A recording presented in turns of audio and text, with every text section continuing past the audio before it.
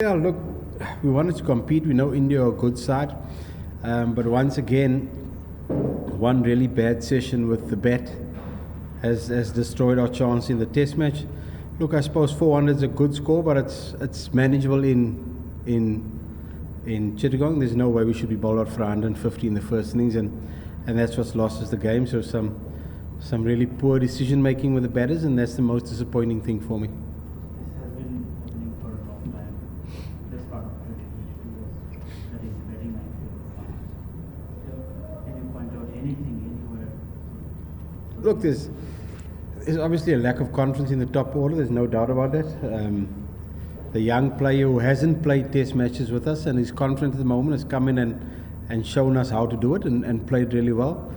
He's obviously come into the Test match confident from his A side and domestic performances, and the rest of the guys' confidence is just pretty low at the moment and not managing to find a way to get out of that slump.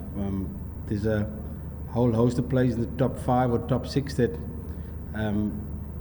haven't played as well as I'd have hoped and been as consistent as I had hoped, and that's disappointing. Yeah, look, I'm disappointed with the way he got out.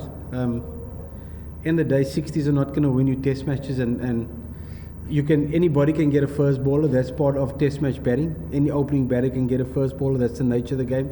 So I'm probably more disappointed with the way he got out at 60 than the way he got out for first ball. So he's missed a good opportunity there to get a big score and really nail down a spot, which is disappointing. And it's always, for me, it's the manner of dismissal. Anybody can get out, but it's the way you get out that can tell a story a little bit sometimes.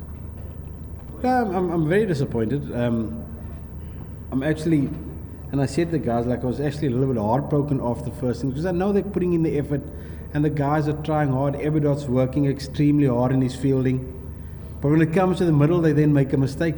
He takes all his catches in practice, he's putting in extra catching, ball comes to him, he drops it. So they're putting in the effort, but they're just not executing in the pressure moments in the game, and that's the frustrating thing for me as a coach, and I'm sure for the players as well. So I am very disappointed with the way we've unravelled in these 5 days. So some good character yesterday with a bat, which is pleasing to see, but it's a good wicket and should never be bowled for 150 batting on day 2.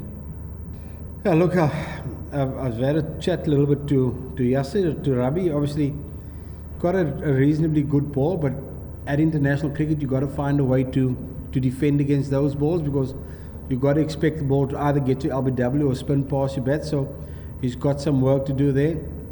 I was pretty disappointed with Lytton's dismissal, particularly the timing of it. 6 minutes to go before tea time, where things were going pretty, and he's such a good player, and I'm sure he'd be disappointed at dismissal as well, because I can't see Virat or Joe Root or Steve Smith or Marnus giving their wicket away in that sort of mode 6 minutes before tea. And Lytton's that good for us. I really think he's such a good player that he'd be disappointed, and I'm disappointed with the way he got out yesterday. The captain's got to trust his bowler and trust his wicket keeper. He's got to trust their judgment. You can't expect the captain to know and understand absolutely everything that's working. So I got no issue with that. He's got to trust the judgment of the keeper and the guy that's delivering the ball, and have faith in their decision making.